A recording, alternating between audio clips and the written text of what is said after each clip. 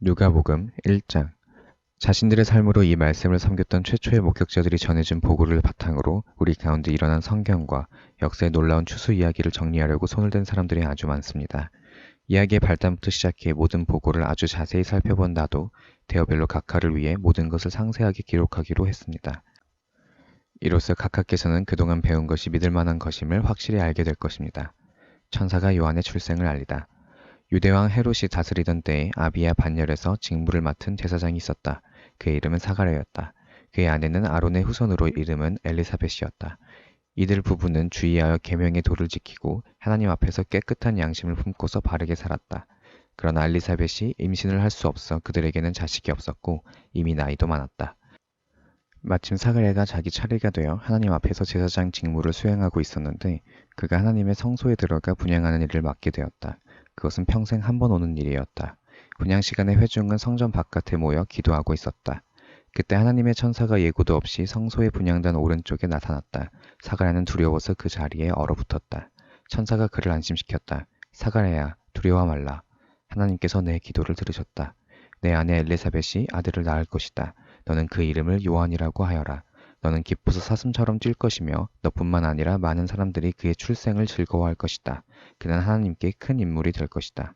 그는 포도주와 맥주를 마시지 않을 것이며 모태에서 나오는 순간부터 성령으로 충만할 것이다. 그는 이스라엘의 많은 아들, 딸들을 하나님께로 돌아오게 할 것이다. 그는 엘리야의 방식과 능력으로 하나님의 오심을 알리고 자녀를 행한 부모의 마음을 녹이며 완고한 회의론자들의 마음에 뜨거운 깨달음의 불이 타오르게 할 것이다. 그는 백성으로 하여금 하나님을 맞을 준비를 하게 할 것이다. 사가랴가 천사에게 말했다. 그 말씀을 믿으라는 말입니까?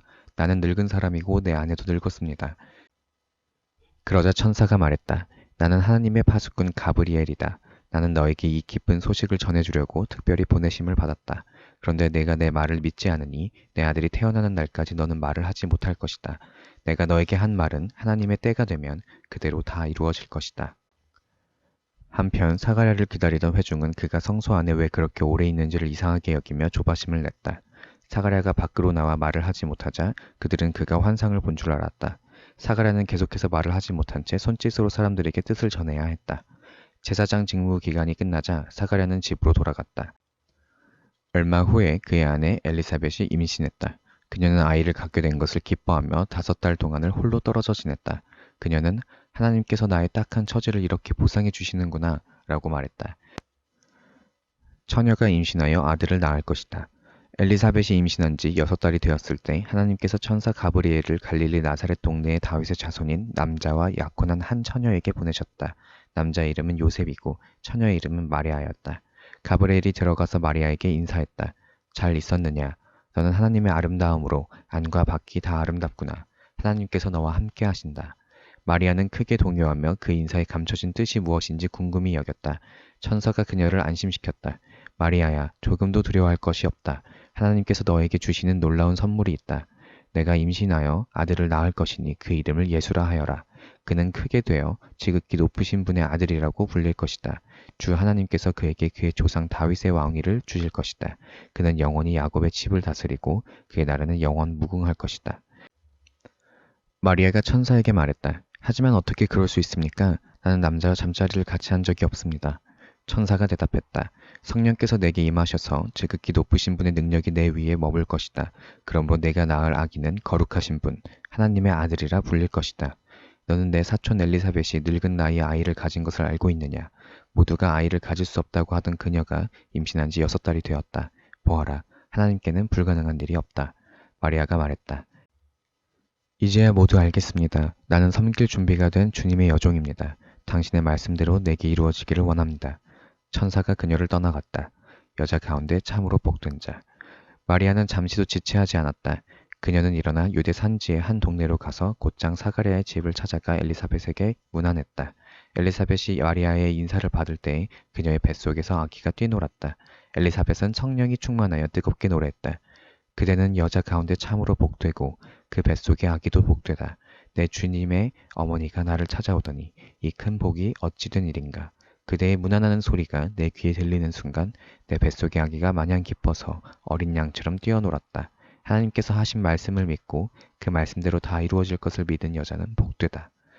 마리아가 말했다. 하나님이 들려주신 복된 소식으로 내 마음 터질 듯하니 내 구주 되신 하나님의 노래로 기뻐 춤추리라. 하나님이 나를 주목하심으로 무슨 일이 일어났는지를 보라. 나는 이 땅에서 가장 복된 여자다. 하나님이 내게 행하신 일 영원토록 잊지 않으리. 다른 모든 것과 구별되시는 하나님, 그 이름 거룩하시다. 그 앞에 두려워 떠는 이들에게 그의 잡이 물밀듯 밀려오네. 그가 팔을 뻗어 능력을 보이셨고 거만스레 허세 부리는 자들을 흩으셨다. 오만한 폭군들을 내리치시고 고통당한 이들을 진창에서 건져내셨다. 가난하고 굶주린 사람들이 잔치상에 앉으니 야멸찬 부자들이 냉대를 당했다. 기억하셔서 풍성한 자비 드높이 쌓으시며 택하신 자녀 이스라엘을 품으셨다. 아브라함으로서 시작해 지금까지 약속하신 대로 그의 자비가 정확히 이루어졌다. 마리아는 석 달 동안 엘리사벳과 함께 있다가 자기 집으로 돌아갔다. 요한의 출생. 출산일이 되어 엘리사벳이 아들을 낳았다. 이웃과 친척들은 하나님께서 그녀에게 베푸신 큰 자비를 보고 함께 즐거워했다. 여드레째 되는 날 그들이 아기에게 할례를 행하러 와서 그의 아버지의 이름을 따서 아기의 이름을 사가랴로 지으려고 했다. 그러나 엘리사벳이 끼어들었다. 아닙니다. 이 아이의 이름은 요한이라고 해야 합니다. 그들이 말했다. 하지만 당신네 집안에는 그런 이름을 가진 사람이 아무도 없지 않습니까? 그들은 사가랴에게 손짓하여 아이에게 어떤 이름을 지어주려고 하는지 물었다. 사가랴가 서판을 달라고 하더니 이렇게 썼다. 아이의 이름은 요한이라고 해야 합니다. 사람들이 모두 깜짝 놀랐다. 놀랄 일은 그것만이 아니었다. 어느새 사가랴의 입이 열리고 혀가 풀어지더니 말을 하면서 하나님을 찬양하는 것이었다. 깊은 경외심이 이웃을 덮었고 유대에 온 산지 사람들이 온통 그 이야기뿐이었다. 이야기를 들은 사람들은 모두 그 일을 마음에 새기며 놀라워했다. 이 아이가 장차 어떤 사람이 될까? 하나님께서 이 일에 함께 하신 것이 분명하다. 사가랴가 성령이 충만하여 이렇게 예언했다. 이스라엘의 주 하나님을 찬양하여라. 그가 오셔서 그 백성을 자유케 하셨다.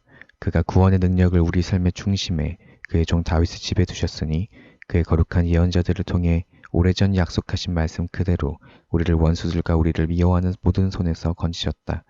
우리 조상에게 자비를 베푸셔서 말씀하신 것을 기억하고 행하셨으니 곧 우리 조상 아브라함에게 맹세하신 대로 적진에서 우리를 구하셨다. 우리로 하여금 세상 걱정 없이 그분을 예배하며 사는 날 동안 그분 앞에 거룩하게 하셨다. 지극히 높으신 분의 예언자인 내 아기여, 너는 주님 앞서가서 그의 길을 예배하고 그의 백성에게 구원과 죄 용서의 소식을 전해줄 것이다.